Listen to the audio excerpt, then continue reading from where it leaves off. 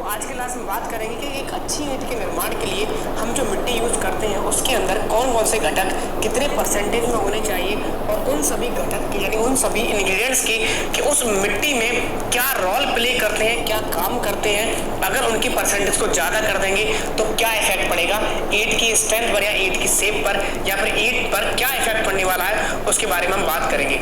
सबसे पहले बात करते हैं कि जितनी भी हम ब्रिक्स बनाते हैं उसके लिए जो ब्रिक के लिए हम जिस मिट्टी का यूज कर रहे हैं उनके लिए इंग्रेडिएंट्स के नाम को याद रखना। तो उस नाम को याद रखने के लिए हमने एक बहुत छोटी सी ट्रिक बनाई है और उस ट्रिक को आप याद रख सकते हैं सलीम नाम से। तो जो सलीम में एस का मतलब, आप सलीम नाम याद रखिए। तो इस सलीम में एस का मतलब है सिलिका, ए का मतलब है एल्यूमिना, एल का मतलब है लाइम एंड आई का मतलब है आयरन ऑक्साइड एंड एम का मतलब है मैग्नीशिया।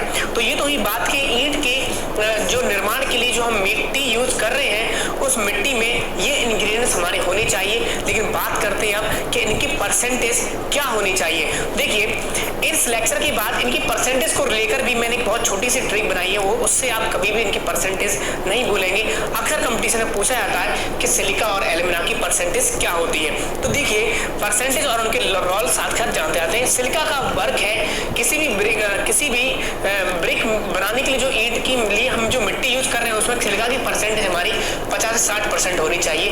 क्या काम करता है सिलिका ईंट की मिट्टी में? तो वो करता है प्रिवेंट श्रिंकेज एंड वार्पिंग। देखिए प्रिवेंट श्रिंकेज एंड वार्पिंग का मतलब यहाँ पर क्या है कि जो उसके अंदर सिकुड़न होगी या फिर जो टेढ़ा मेढ़ापन ब्रिक के अंदर आएगा वो कौन रिड्यूस करता है, कौन कम करता है? वो करता है हमारा सिलिका। तो आखिर ये आता क्यों है? जब हम एल्यूमिना ज्यादा कर देते हैं तो उसके अंदर क्या आएगा, श्रिंकेज एंड वार्पिंग होने लगती है। तो उसको रोकने के लिए, उसको कम करने के लिए हम क्या यूज करते हैं? सिलिका। तो सिलिका का क्या रोल हो गया ब्रिक के अंदर? हमारा प्रिवेंट श्रिंकेज एंड वार्पिंग का रोल हो गया। लेकिन प्रॉब्लम ये भी आ सकती है कि अगर सिलिका की वैल्यू ज्यादा कर दें तो क्या होगा? तो देखिए सिलिका हमारा क्या है, कोहेजन लेस मटेरियल है। तो कोहेजन लेस मटेरियल है और एल्यूमिना कैसा है, कोहेसिव मटेरियल है। इसका मतलब ये हमारा संसंजन देने वाला पदार्थ है, वो हमारा आसंजन देने वाला पदार्थ है।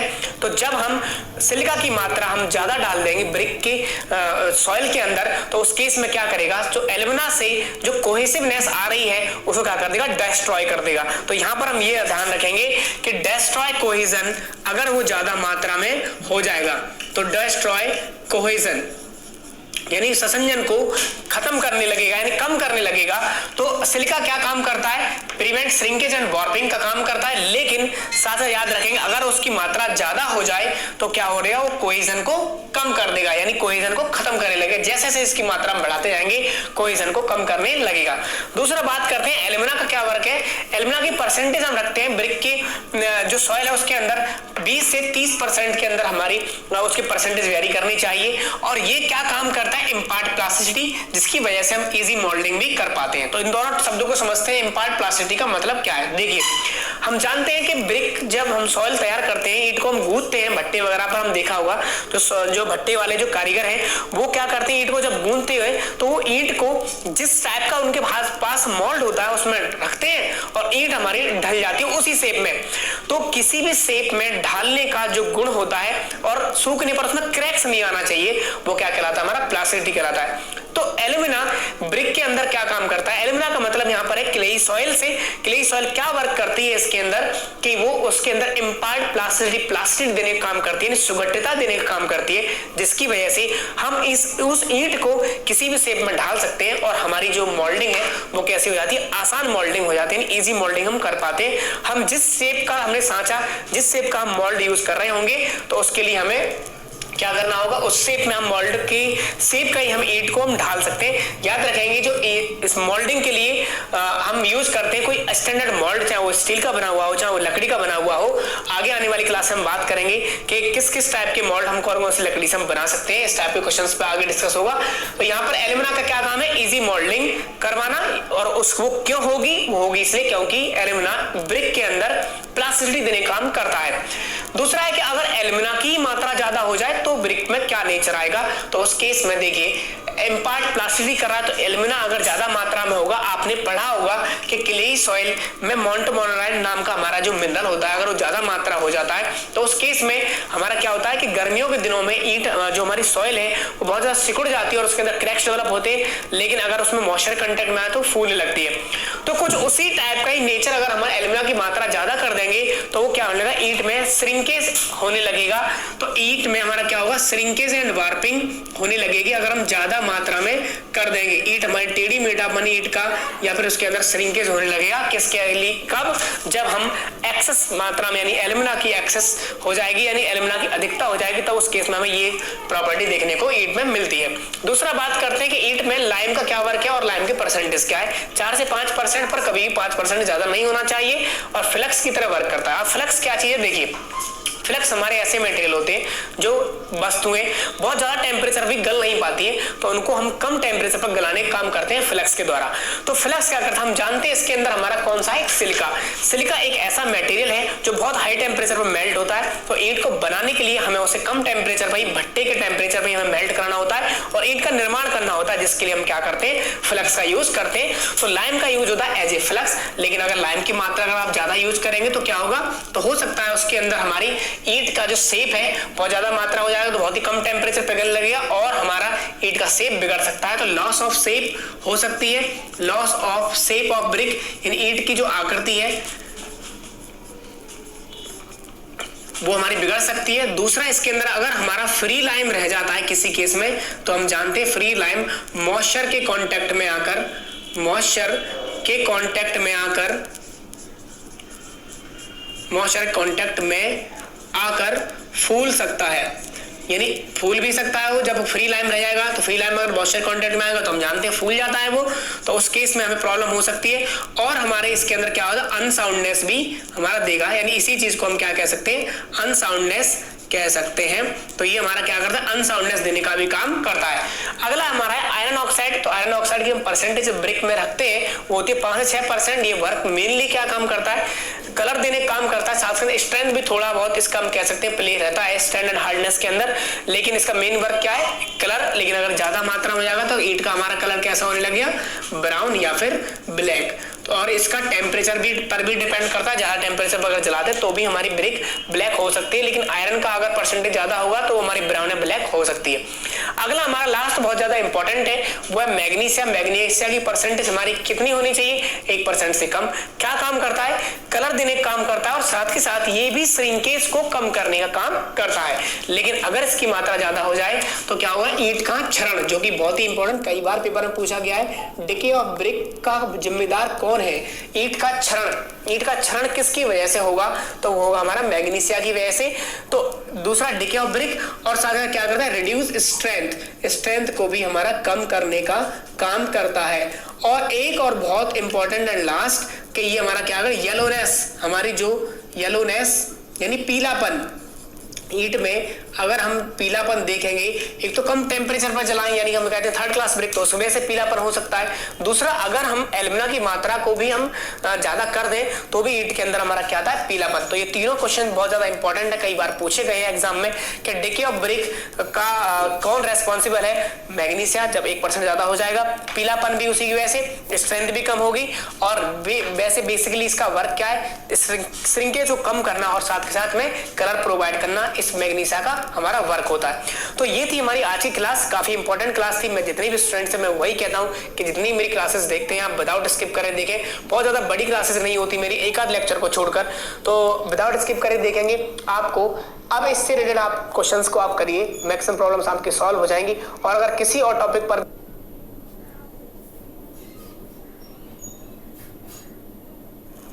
हेलो स्टूडेंट्स, आज की क्लास में हम बात करने वाले हैं स्पेशल फॉर्म ऑफ ब्रिक के बारे में, जैसे कि king closer, bevelled closer, mitred closer, squint brick या फिर बुल नोच ब्रिक के बारे में। अक्सर हम देखते हैं कंपटीशन में, जितने भी हम एग्जाम देते हैं उनमें इस ब्रिक के डेफिनेशंस को लेकर हमें क्वेश्चंस पूछे जाते हैं, या फिर इन स्पेशल टाइप ब्रिक के यूजेस पूछे जाते हैं, कहाँ कहाँ ये ब्रिक यूज की जाती है। तो आज की क्लास में हम बात यही करेंगे कि इन ब्रिक की डेफिनेशंस कैसी होती है और ये ब्रिक बनाई कैसे जाती है। मैंने अभी यहाँ पर जो भी डायग्राम बना रखे हैं सिंपल ब्रिक बना रखी है। अब आपको मैं दिखाऊंगा इसमें कि इन ब्रिक को किस तरीके से बनाया जाता है, इन ब्रिक को बनाने के लिए किस तरीके से हम इसको फॉर्म करते हैं।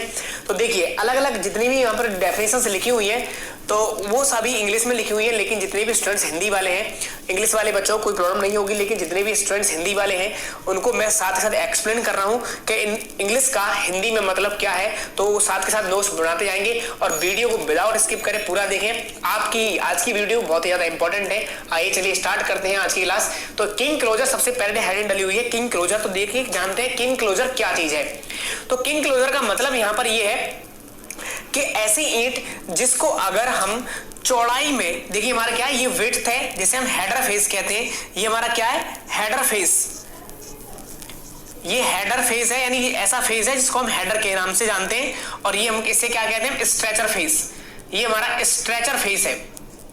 तो स्ट्रेचर फेस और हेडर फेस में अगर हम क्या करें, जो इसकी चौड़ाई है, हेडर फेस क्या है, इसकी चौड़ाई है, विड्थ है। तो अगर इसकी चौड़ाई का मिडिल पॉइंट लें, यहां पर हमने मिडिल पॉइंट लिया और इस मिडिल पॉइंट का यानी चौड़ाई में आधा पॉइंट लिया और उसकी जो स्ट्रेचर फेस है उसमें हम क्या करें, हाफ, यानी इसकी जो लंबाई है उसका हाफ पोर्शन लें और इन दोनों पोर्शन को अगर मिला दिया जाए तो इस तरीके से हम देखेंगे।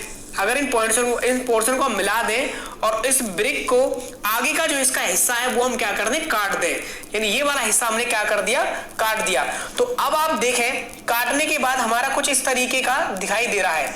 तो अब आपको ये डायग्राम नजर आ रहा होगा मैंने क्या बनाया, यही चीज मैंने यहाँ पर हिंदी में इंग्लिश में लिखी हुई है कि अगर हम विड्थ में हाफ पॉइंट और अगर उसकी लेंथ में स्ट्रेचर साइड में, स्ट्रेचर जो हमारा फेस है उसके साइड में हाफ पॉइंट और हेडर साइड में हाफ पॉइंट, या आप ऐसे कह सकते हैं कि जो उसकी चौड़ाई है उसका हाफ पॉइंट और उसकी जो लेंथ है ब्रिक की उसका हाफ पॉइंट लेकर हम दोनों को ट्रायंगुलर पोर्शन, तिरछा यानी ऑब्लिक प्लेन में अगर उसे हम काट दें, तिरछे प्लेन में अगर उसे हम काट दें तो उसे हम क्या कहते हैं, बनने वाली जो ब्रिक है वो हमारी ब्रिक क्या कहलाएगी, किंग क्लोजर कहलाएगी। तो देखिए अब यहां पर मैं डेफिनेशंस क्या लिखी हुई है, width of one end becomes half, यानी कि पहले एक एंड की, ये हमारा विड्थ का दूसरा एंड है, ये हमारा एक एंड है। Width of one end becomes half, यानी कि पहले एक एंड की विड्थ की, या तो ये वाला एंड या फिर ये वाला एंड, उसकी जो चौड़ाई है आधी हो जाए। तो width of one end becomes half, यानी चौड़ाई उसकी कैसी हो जाए, हाफ हो जाए। And length of one end becomes half, और उसकी लंबाई भी एक एंड पर आधी हो जाए। अब बार बार मैं वन एंड क्यों बोल रहा हूं, क्योंकि देखिए लेंथ का एक एंड ये भी है, लेंथ का एक एंड ये भी है, विड्थ का एक एंड ये भी है, विड्थ का एक एंड ये भी है। तो हमें क्या करना है, विड्थ का किसी भी एक सिरे को आधा काटना है और लेंथ के एक सिरे को आधा काटना है और हमें इस तरह से हम तिरछा ऑब्लिक प्लेन में इसको हम जब काट देंगे तो हमें क्या मिलेगा, हमें एक पोर्शन मिल जाएगा जिसे हम क्या कहेंगे, ईंट का बचा हुआ पोर्शन को हम क्या कहेंगे, किंग क्लोजर के नाम से जानते हैं। तो आगे और पढ़ते हैं। Width of one end becomes half, समझ में आ गया। Length of one end becomes half, ये भी हमारा हो गया।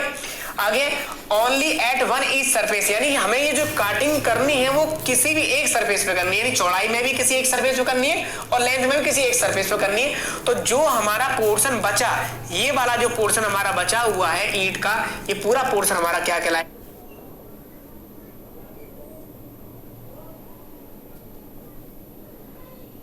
फ्रेंड्स आज की क्लास में हम बात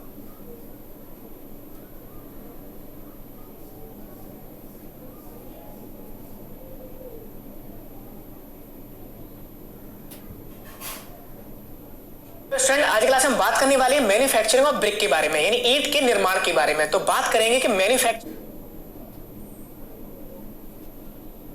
फ्रेंड्स आज हमारा क्या कहलाएगा, किंग क्लोजर कहलाता है। दूसरी इसकी डेफिनेशन अलग अलग एग्जाम में अलग अलग एक डेफिनेशन देता है, उसकी और भी कोई दूसरी डेफिनेशन हो सकती है। जैसे कि देखें, इट इज ऑब्टेन्ड, यानी इसको प्राप्त किया जा सकता है कैसे, बाय कटेड ट्रायंगुलर पोर्शन, यानी हम एक ट्रायंगुलर पोर्शन, अब देखें जरा, जो हिस्सा हमने ईंट का काट दिया वो कैसा है हमारा, एक तिरछा, एक तिकोना हिस्सा है। कैसा है, देखिए यहाँ पर अगर मैं इसी में ब्रिक में एग्जांपल देके दिखाऊं तो यहाँ पर ये जो पोर्शन हमने काट दिया इसका, ये कैसा पोर्शन हमारा, ट्रायंगुलर पोर्शन है।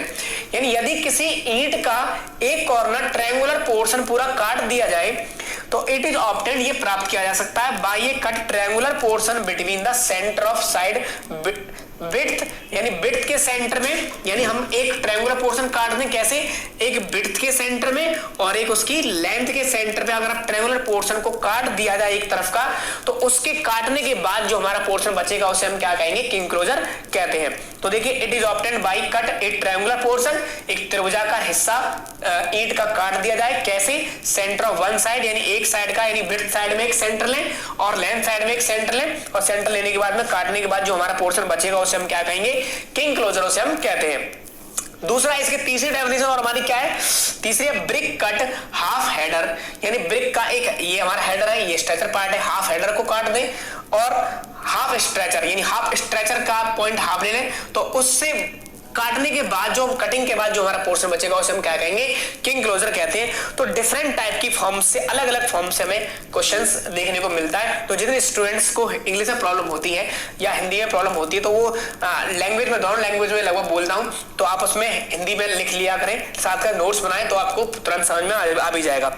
अगला हमारा है कि यूज क्या है इसका यूज है तिरछे जैम बनाने के लिए। अब आपके दिमाग में आ रहा होगा जैम क्या होता है, तो देखिए ये हमारी कोई दीवार लगी हुई है, टॉप व्यू बना रहा हूं मैं, दीवार लगी हुई है, यहाँ पर हमने एक दरवाजा लगा रखा है और यहाँ पर भी हमारी एक दीवार है ऐसे।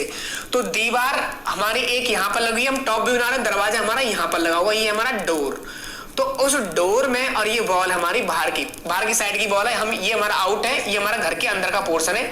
तो अगर हम इस वाले हिस्से में देखिए, यहाँ पर हम तिरछे, यहाँ पर जो इस ईंट का यानी किंग क्लोजर का यूज क्या करते हैं, तिरछे जैम बनाने के लिए। तो जैम किसे कहते हैं, इस हिस्से को कहते हैं। तो जैम आउटर ये वाला पोर्शन हमारा क्या कहलाएगा, जैम। तो तिरछे जैम बनाने के लिए हम क्या यूज करते हैं, किंग क्लोजर यूज करते हैं। अगला हमारा है बेवल्ड ब्रिक। इस ब्रिक में क्या है, देखिए यहाँ पर मैंने जो इंग्लिश में लिखा हुआ है, यहाँ पर मैं हिंदी में ऑलरेडी लिख चुका हूं। तो यह एक किंग क्लोजर की फॉर्म है, यानी एक तरीके का किंग क्लोजर ही है ये, जिसमें स्ट्रेचर फेस को इस प्रकार तिरछा काटा जाता है। यानी हमें स्ट्रेचर फेस को काटना है। कौन सी फेस है, ये वाली फेस, इसको हम क्या कहेंगे, स्ट्रेचर फेस, और इसे क्या कहेंगे हम, हेडर फेस। तो स्ट्रेचर फेस को इस प्रकार तिरछा काटना है कि विड्थ एक एंड पर हाफ हो जाए, एक एंड पर तो विड्थ हाफ करनी है, चलो हमने हाफ विड्थ कर ली, इसकी ये लाइन मिला दी हमने, एक एंड पर हमने हाफ विड्थ कर ली, और क्या दूसरे एंड पर फुल विड्थ रहे, यानी दूसरे एंड पर हमारी फुल विड्थ रहनी चाहिए, यानी कि इस तरीके से हमने इसको काट देना है। ऐसे देखें, अब आपको समझ में आ रहा होगा मैंने किस तरीके से काट दिया इसको, यहां से ऐसे काट दिया ऐसे, यानी तिरछा पोर्शन मैंने जो काटा है। अब देखिए इसको मैं यहाँ पर डॉटेड कर देता हूँ, इसको भी मैंने डॉटेड कर दिया, यहाँ पर मैंने सारा डॉटेड कर दिया। अब हमारी जो ईंट बची है वो कौन सी बची है, ये वाली। तो ये वाला जो हमारा पूरा पोर्शन यहाँ पर बचा हुआ है, अब आप देखें क्या किया मैंने, चौड़ाई में मैंने आधा पॉइंट लिया और एक सिरे पर आधी चौड़ाई, दूसरे सिरे पर पूरी चौड़ाई रखनी थी और मुझे पूरा स्ट्रक्चर काटना था।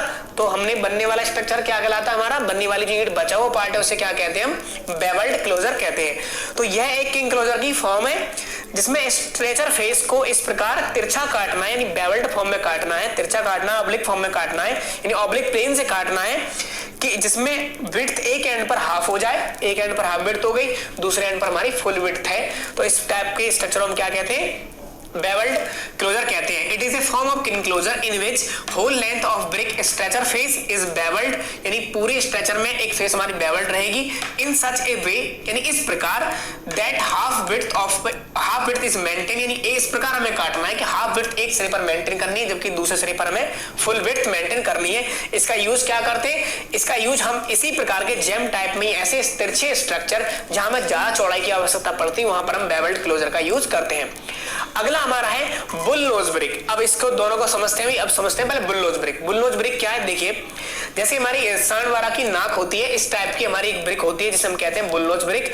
तो इसका कैसे बनाते हैं इसको, a brick moulded with rounded edge, यानी एक ऐसी ईंट है ये जिसमें हमें क्या करना है, एक सिरा इसका कैसा करना, राउंडेड एज बनानी, यानी कि गोलाकार सतह बनानी। तो देखिए कैसे बनाएंगे, हमने क्या किया, एक पॉइंट यहां पर ले लिया और एक पॉइंट ये ले लिया, हमने यहां पर इसको राउंडेड बनाते हुए चले गए, ऐसे इस तरीके से बनाते हुए चले गए, और इस पोर्शन को हमने यहां से हटा दिया, ऐसे यहां पर बनाते हुए चले गए। और इसी प्रकार हमने इस वाले एंड पर भी वही प्रक्रिया अपनाई जो हमने यहां पर राउंडेड की बनाई है, ऐसे।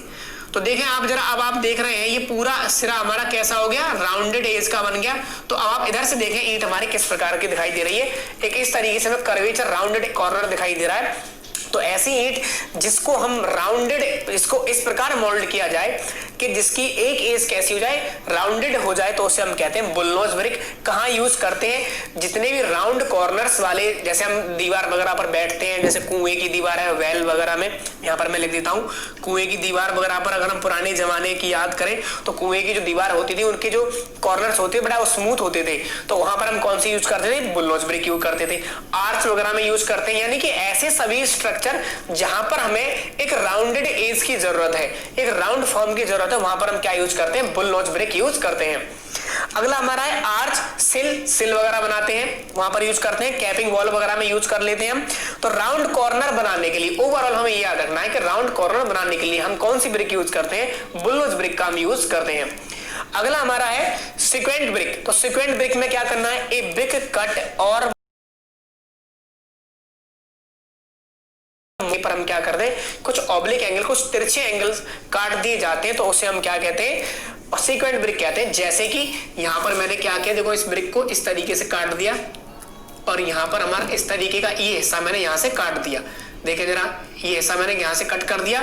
दूसरा हम क्या करें? इधर भी हम क्या करें? कुछ एंगल पर काट देंगे, लेकिन काटने वाले एंगल कितने होने चाहिए? न्यून कोण, यानी 90 डिग्री से कम पर हम इसको काट देंगे हमेशा इस तरीके से। अब देखें आप जरा कैसी ब्रिक हमारी फॉर्म हो गई इस तरीके से, यानी ऐसी ईंट जिसके दोनों कॉर्नर्स को इस साइड में भी इस साइड में भी हम क्या करें? एक ऑब्लिक एंगल द्वारा काट दें, तिरछे एंगल द्वारा काट दें, तो बनने वाला हमारा स्ट्रक्चर क्या कहलाता है? सीक्वेंट ब्रिक कहलाता है। कहाँ यूज करते हैं इसको हम?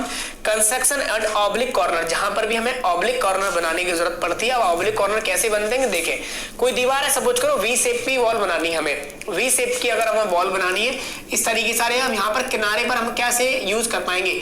तो हम किनारे पर कैसे बनाएंगे? ये वी शेप आप देख रहे हैं, ये वाली वी शेप, तो कॉर्नर पर हम क्या करेंगे? इधर से भी सीक्वेंट ब्रिक, इधर से भी हमारी क्विंट ब्रिक हमारी यूज की जाएगी। दूसरा मेजनरी एट एंगुलर कॉर्नर, जहां पर हम मेजनरी एंगुलर कॉर्नर किसी तिरछे एंगल पर हमें मेजनरी करनी है, तो वहां पर भी हम क्या यूज करते हैं? सीक्वेंट ब्रिक यूज करते हैं। अगला हमारा है मिटर्ड क्लोजर किसे कहते हैं? तो देखिए, एक ऐसी mitred closure, bevelled closure, king closure, ये लगभग एक जैसे ही है सारे। तो इसमें क्या करते हैं हम? 45 से 60 डिग्री पर, यानी one end cut at the width of angle 45 to 60 degree, यानी एक एंड पर हम क्या करेंगे? इसको 45 से 60 डिग्री पर इसको कट कर देंगे जहां पर भी जाए। तो ये हमारा 45 टू 60 डिग्री का एंगल बना देंगे, और ये वाला जो पूरा पोर्शन हमारा कटने के बाद बचा, ये वाला पोर्शन हमारा क्या कहलाएगा? ये इस टाइप की जो हमारी ईंट होती है वो क्या कहलाती है? मिटर्ड क्लोजर कहलाती है। तो आज की हमारी काफी क्लास इंपॉर्टेंट थी, इसे जस्ट अगली क्लास में हम बहुत सारी डिफरेंट टाइप की जो ब्रिक फॉर्म्स हैं, जैसे कि क्यून क्लोजर रह गया है, डबल बुलनोज रह गई है। चलो डबल बुलनोज को इसी में बता देते हैं। अगर हमने एक बार बुलनोज बनाया है तो इसे कहिए सिंगल बुलनोज या फिर सिंपल बुलनोज। अगर मैं क्या करूं? एक राउंड फॉर्म इसकी बॉटम में भी इस तरीके से अगर बना दूंगा तो उसे क्या कहते हैं? डबल बुलनोज ब्रिक कह देते हैं। तो यूज हमारी बिल्कुल सेम यही है कि जहां हमें राउंड कॉर्नर की आवश्यकता होती है वहां पर हम डबल नोज ब्रिक यूज करते हैं। अब रह गया हमारा कौन सा पोर्शन? जैसे कि क्वीन क्लोजर है, बहुत सारी हमारी ब्रिक्स हैं, अभी हॉलो ब्रिक्स है, क्वीन क्लोजर, बहुत डिफरेंट टाइप की हमारी फॉर्म्स है, वो भी अगले लेक्चर में जैसे इसको पढ़ते हैं। लेकिन ये जो है पॉइंट्स इतने ही मैंने यहाँ पर बताए। कंपटीशन में इनको डेफिनेशंस को लेकर बहुत ज्यादा इंपॉर्टेंट सवाल पूछे जाते हैं, आपको तैयार होने चाहिए। तो ये स्टूडेंट्स, जितने भी हमारे स्टूडेंट्स ये वीडियो देख रहे हैं, कमेंट बॉक्स में जाके ये बताएं कि वीडियो कैसी लगी, सेशन हमारा किस टाइप का लगता है, आपको क्या सुधार की आवश्यकता है, ये भी कमेंट बॉक्स में आके लिख सकते हैं। और साथ ही वीडियो को लाइक और शेयर करना ना भूलें। Thank you student.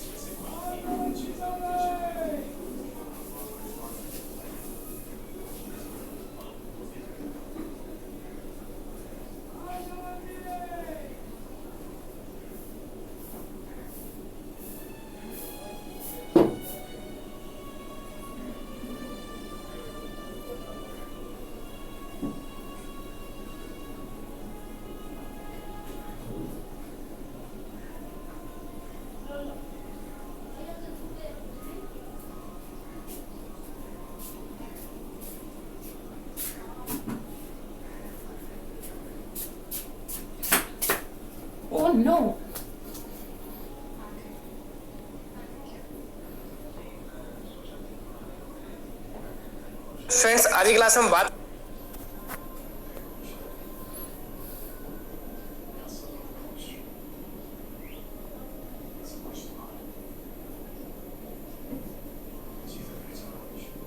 कि मैन्युफैक्चरिंग ऑफ ब्रिक के लिए हमें कौन कौन से स्टेप्स फॉलो करने होते हैं, कौन कौन से प्रोसेस हमें गुजरना होता है, और साथ साथ बात करेंगे कंपटीशन में आने वाले सभी इंपॉर्टेंट टॉपिक पर हम बात करते हुए चलेंगे। काफी इंपॉर्टेंट है ये हमारा कंपटीशन के पॉइंट ऑफ व्यू से ये हमारा लेक्चर। तो चलिए करते हैं स्टार्ट। जैसे हम बात करने वाले हैं ईंटों के निर्माण की।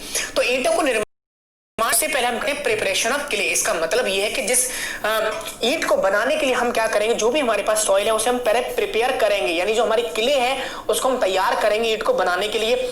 दूसरा, अब जब हमारे पास सॉइल तैयार हो जाएगी, यानी जो क्ले है उसके हम तैयार कर लेंगे ईंट को बनाने के लिए, तो हमें क्या करना होगा, हम जानते हैं कि ईंट की एक रिक्वायर्ड शेप एंड साइज होता है, तो उसको रिक्वायर्ड शेप एंड साइज में बनाने के लिए हम क्या करते हैं, मोल्ड का यूज करते हैं। तो इस मोल्ड के द्वारा हम क्या करते हैं, उसकी मोल्डिंग करते हैं, और मोल्डिंग में हमारी कई प्रकार से हो सकती है, जो आगे हम बात करेंगे। दूसरा हमारा है, जब हमारे पास मोल्ड के द्वारा ईंट हमारी तैयार हो जाएगी, तो उसके बाद हम क्या करते हैं, ईंट को हम क्या करते हैं, सुखाते हैं, उसकी ड्राइंग करते हैं। अलग अलग प्रोसेस है हमारे, तो जिनके द्वारा हम उसकी क्या करेंगे, ड्राइंग करेंगे। और साथ साथ बात करेंगे ड्राइंग के बाद हम क्या करते हैं, ईंट को जलाते हैं, आप कह सकते हैं ईंट को हम पकाते हैं। अलग टाइप के हमारे भट्टे वगैरह होते हैं, उनकी मदद से हम ईंटों को पका देते हैं। उसके बाद हमें ईंट का निर्माण हो जाता है, और ईंट का हम यूज करते हैं इंजीनियरिंग पर्पस के लिए।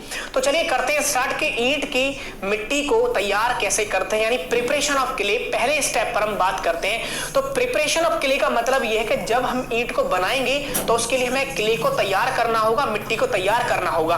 तो तैयार करने के लिए हम क्या करेंगे, आप किसी फील्ड में जाएंगे जिस फील्ड की सॉइल आपके लिए सूटेबल है उस ईंट के निर्माण के लिए, तो हम जाएंगे और उसको क्या करना होगा, हमें उस ग्राउंड पर हमें सबसे पहले करना होता है अनसॉइलिंग प्रोसेस। अनसॉइलिंग का मतलब क्या है कि हम जानते हैं कि जब हम ग्राउंड पर जाएंगे तो घास फूस कंकड़ पत्थर वगैरह हमें कुछ ऊपर टॉप लेयर में ग्राउंड पर हमें देखने को मिलता है, तो उसके वजह से हमें ईंट के निर्माण में वो चीजें हमें नहीं चाहिए, कंकड़ पत्थर वगैरह ये सब हमें नहीं चाहिए। तो उसके लिए हम क्या करते हैं, ऊपर की कुछ हाइट तक, कुछ डिस्टेंस तक की हमें सॉइल हम हटा देते हैं। कितनी, 20 सेंटीमीटर तक हम क्या करेंगे, उसकी टॉप लेयर हम जो सॉइल की उसको हम रिमूव कर देंगे। तो अनसॉइलिंग क्या है हमारा, remove 20 centimetre layer of soil, यानी जो हम जिस ग्राउंड की मिट्टी से हम ईंट बनाने वाले हैं उस ग्राउंड की 20 सेंटीमीटर की हम लेयर को रिमूव कर देंगे। तो यही प्रोसेस हमारा क्या कहलाता है, अनसॉइलिंग ऑफ सॉइल कहलाता है।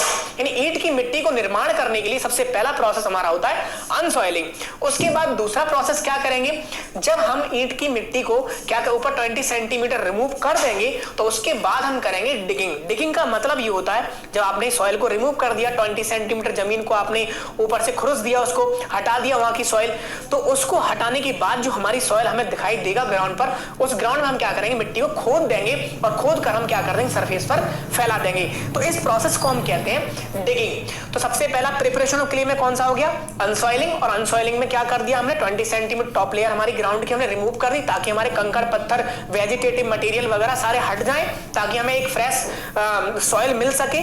और उस सॉइल को हमने क्या कर दिया, फिर हमने डिगिंग कर दी, उसको खोद कर हमने ग्राउंड पर फैला दिया। तो हमारा कौन सा प्रोसेस कंप्लीट हो गया, डिगिंग। उसके बाद क्या करते हैं, उसके बाद हमें जरूरत है कि हो सकता है, ये पॉसिबिलिटीज होती है कि जब हम ग्राउंड को खोदते हैं तो उसमें भी हमें कंकड़ पत्थर वगैरह देखने को मिले आफ्टर 20 सेंटीमीटर रिमूव करने के बावजूद भी। तो हम क्या करेंगे, उसमें से जो कंकड़ पत्थर या वेजिटेटिव मटेरियल्स वगैरह उसके अंदर उपस्थित हैं उनको हम रिमूव कर दें, तो उसे कहते हैं मिट्टी की सफाई करना, यानी क्लीनिंग ऑफ सॉइल। तो तीसरा प्रोसेस हमने क्या किया, remove stone pebbles, vegetative material and organic matters. क्योंकि उसका कारण क्या, हम इसको रिमूव क्यों कर रहे हैं, क्योंकि देखिए जब हम ईंट का निर्माण करेंगे, जब उनकी बर्निंग वगैरह हम करते हैं, तो यही मटेरियल्स क्या करेंगे, उनके अंदर एक वॉइड्स का निर्माण करेंगे। अगर वो वॉइड्स बन जाएंगे ब्रिक के अंदर, तो आप जानते हैं कि कहीं ना कहीं सॉलिड ब्रिक के कंपैरिजन में वॉइड्स वाली ब्रिक की हमारी स्ट्रेंथ कैसी हो जाएगी, कम हो जाएगी। तो वॉइड्स डेवलप ना हो उसके लिए हमें अभी से सावधानी ये होगी, जब हम ईंट की मिट्टी तैयार कर रहे हैं तो हम चाहते हैं कि प्योर पूरी तरह से उसके अंदर कोई भी कंकड़ पत्थर या वेजिटेटिव मटेरियल या ऑर्गेनिक मैटर्स जैसी चीजें उसके अंदर अवेलेबल ना हो, जिससे कि सॉइल में जब हम उसका निर्माण करें तो वॉइड्स डेवलप ना हो। तो उसके लिए हमें क्या करना चाहिए, क्लीनिंग ऑफ सॉइल कर देना चाहिए। जितने भी हमारे मटेरियल्स हैं उनको हमें हटा देना चाहिए, ताकि हमें वॉइड्स से बच पाए, हम वॉइड्स ना डेवलप हो उसके अंदर, ताकि हमारी ईंट की जो स्ट्रेंथ है वो अच्छी से अच्छी स्ट्रेंथ हमें देखने को मिल जाए। तो दूसरा हमारा है क्लीनिंग ऑफ सॉइल के बाद में अब आता है हमारा वेदरिंग। वेदरिंग का मतलब ये होता है कि सॉइल को ऋतु प्रभावी बनाना। ऋतु मतलब प्रभावी मतलब जो अकॉर्डिंग टू जो हमारा वेदर है उसके अकॉर्डिंग उसको हम क्या करें, जब सॉइल को हमने ग्राउंड पर सरफेस फैला रखा है तो कुछ दिनों तक उसे हम छोड़ देते हैं ताकि उसकी वेदरिंग हो जाए। यानी कि वेदरिंग का मतलब आप ये समझ सकते हैं कि सॉइल हमारी क्ले हमारी सॉफ्ट हो जाए। तो क्ले को सॉफ्ट बनाने के लिए हम क्या कर देते हैं, खुला हुआ छोड़ देते हैं उसको कुछ दिनों के लिए, तो वो हमारी क्या हो जाता है, वेदरिंग प्रोसेस हमारा कहलाता है। उसके बाद हम करते हैं आगे ब्लेंडिंग। अब देखिए जब आप ईंट बनाने वाले हैं तो ईंट बनाने के लिए हम जानते हैं कि उसकी केमिकल कंपोजिशन होती है ब्रिक की, जो कि हमने पिछले लेक्चरों में कुछ हम देख चुके हैं कि केमिकल कंपोजिशन ऑफ ब्रिक, जिसमें हम बहुत सारे हमारे केमिकल कंपोनेंट्स होते हैं। तो अगर किस ईंट में क्या होगा, आप कुछ इस तरह समझ सकते हैं कि कोई भी चीज हम किसी चीज को हम एक बनाते हैं तो उसके एक रिक्वायर्ड केमिकल कंपोजिशन होती है। तो उस कंपोजिशन में अगर कोई चीज कमी होगी तो कहीं ना कहीं हमारी स्ट्रेंथ रिड्यूस हो सकती है।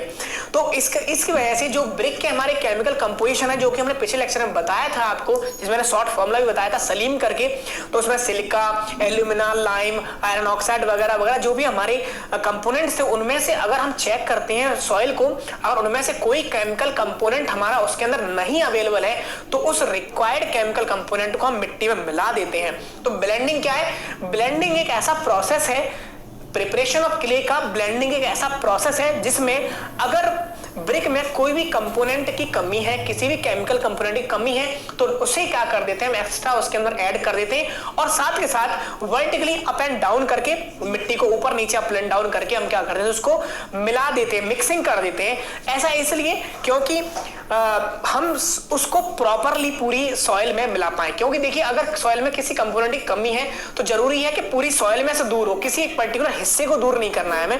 तो हम क्या करेंगे, इस मिट्टी में यदि किसी केमिकल कंपोनेंट की कमी है तो सॉइल में क्या करेंगे, उसे मिलाना तथा वर्टिकल डायरेक्शन में अप एंड डाउन करके हम उसको मिला देंगे। तो ये प्रोसेस हमारा कहलाता है ब्लेंडिंग। अब ब्लेंडिंग के बाद देखिए हमारे जो सॉइल यहां से यहां तक रेडी हो गई है, अब वो वेदर्ड है ऑलरेडी, उसके अंदर कोई केमिकल कंपोनेंट की कमी नहीं है, किसी टाइप का उसके अंदर स्टोन या पीबल्स नहीं है। तो अब तक हमने अपनी निगरानी में हमने जो सॉइल के लिए, जो ब्रिक के लिए हमने सॉइल तैयार करी है, वो एक बेस्ट क्वालिटी की सॉइल कही जाएगी अगर आपने इतनी सावधानियां बरतते हुए यहां तक आप सॉइल को ले आए। अब बात आती है कि सॉइल में उसको गूंथें, जैसे कि हम सॉइल को गूंथें, उसको टेम्पर्ड करें। तो टेम्पर करने के लिए, नीडिंग करने के लिए, गूंथने के लिए हम क्या करते हैं, हमारे पास कुछ मशीनरीज अवेलेबल होती हैं जैसे कि पग मिल वगैरह, उसमें हम क्या करते हैं, मिट्टी को गूंथ देते हैं। तो देखिए टेम्पर्ड क्या है, पानी की एक रिक्वायर्ड मात्रा हम क्या करें, अभी हमने ब्लेंडिंग क्या था, ब्लेंडिंग में हमने क्या किया था कि उसके अंदर कोई केमिकल कंपोनेंट कम था तो उसके अंदर ऐड किया था।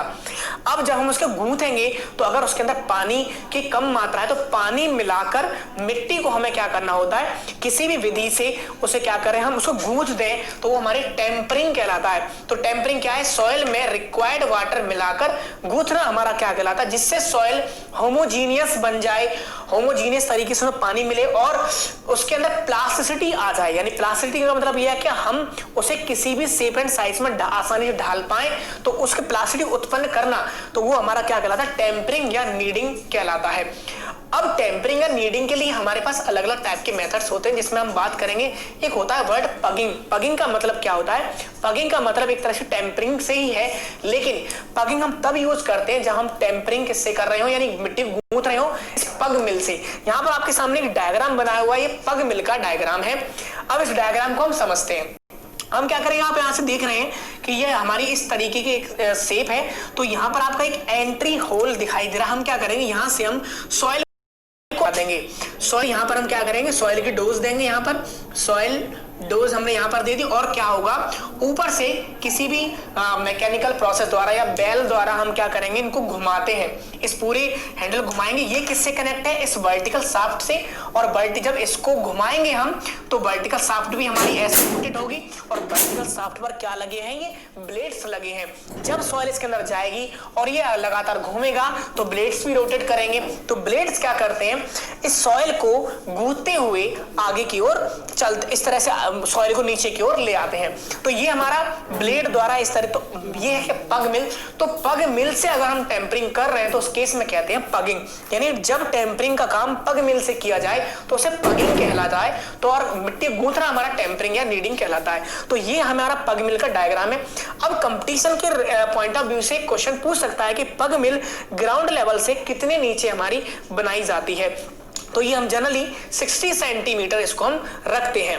दूसरा देखिए, ये सब हमारे कुछ इंपॉर्टेंट पॉइंट्स थे प्रिपरेशन ऑफ किले के बारे में। अब यहां से हमें क्या होगा, सॉइल हमारी आउटलेट की फॉर्म में हमें मिलेगी, यहां से हमें सॉइल प्राप्त हो जाएगी और इस मिट्टी को हम क्या करेंगे, अब हमें जरूरत है उसकी मोल्डिंग करने की, यानी उसके एक रिक्वायर्ड शेप एंड साइज में लाने की। तो मोल्डिंग क्या है, मोल्डिंग ऐसा प्रोसेस है जिसके द्वारा हम क्या करते हैं, रिक्वायर्ड शेप एंड साइज में हम ले आते हैं। यानी हम क्या करते हैं, रिक्वायर्ड शेप एंड साइज में, required shape and size, shape and size, required shape and size, यानी ईंट को हम क्या करेंगे, एक रिक्वायर्ड शेप एंड साइज में ले आएंगे, तो उसे क्या कहते हैं, मोल्डिंग प्रोसेस कहते हैं। अब मोल्डिंग करते किससे हैं, अब मोल्डिंग करते हैं मोल्ड द्वारा। तो देखिए यहां पर मैंने एक डायग्राम बनाया हुआ है मोल्ड का। अब सबसे ज्यादा इंपॉर्टेंट कंपटीशन से रिलेटेड क्वेश्चंस यहां से आपको देखने को मिलता है। सबसे पहला सवाल कि बात हुई साइज की, तो हमें ईंट का जो स्टैंडर्ड साइज है, स्टैंडर्ड साइज ऑफ ब्रिक कितना होता है हमारा, 19 × 9 × 9 सेंटीमीटर। ये हमारा क्या है, ईंट का एक स्टैंडर्ड साइज है। अब हम जानते हैं कि जो किले हैं वो सूखने पर क्या होगी, श्रिंक होती है, थोड़ी सी सिकुड़ती है। तो इस वजह से अगर हमें यही साइज का ब्रिक चाहिए तो जाहिर सी बात है ईंट हमारी बनने के बाद सिकुड़ जाएगी। तो कहीं ना कहीं हमें मोल्ड को थोड़ा बड़ा बनाना चाहिए ताकि सिकुड़ने के बाद हमारे ईंट का ये साइज हमें एक स्टैंडर्ड शेप का साइज हमें मिल पाए। तो जरूरी है, तो हम यहीं पर कहेंगे सबसे ज्यादा इंपॉर्टेंट क्या है यहाँ पर कि स्टैंडर्ड साइज की ब्रिक बनाने के लिए आप मोल्ड का साइज थोड़ा बढ़ाते हैं। तो मोल्ड साइज कितना इंक्रीज करेंगे हम, मोल्ड साइज को हम इंक्रीज कर देते हैं 8 to 12%।